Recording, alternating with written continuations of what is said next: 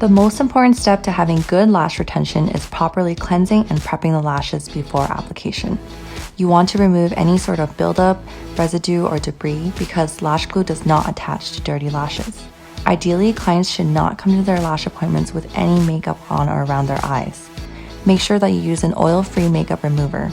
Once makeup is removed, go in with a lash cleanser and thoroughly lather the cleanser along the lash line and in between every single lash to ensure that there's no buildup. The goal is to prep the lashes so that it's clean before application. And the second tip is to always keep your lash glue fresh. So the biggest sign that your lash glue is not fresh is if it's stringy when you start dispensing it. So you always have to remember to change your lash glue every 4 to 6 weeks or according to whatever your manufacturer label says. And to remember, when I opened my lash glue bottle, I like to label it at the bottom of the bottle just so I know and remember the exact date.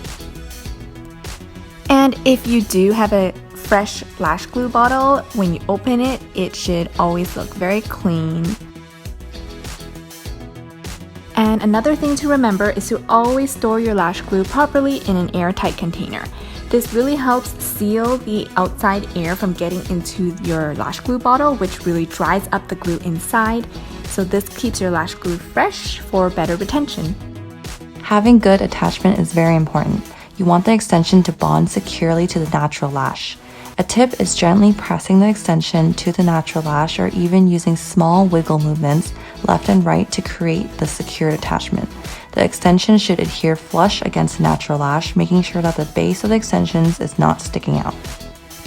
Ideally, you want to shake the glue really well before every use. Whether you use a glue shaker or just your hands, shake the glue thoroughly for a good 20 to 30 seconds. And lastly, get a hygrometer to measure your room environment. Here you can actually measure the temperature and the humidity of your room. So that way you can properly adjust your room environment just to make sure that your lash glue is working at its optimal.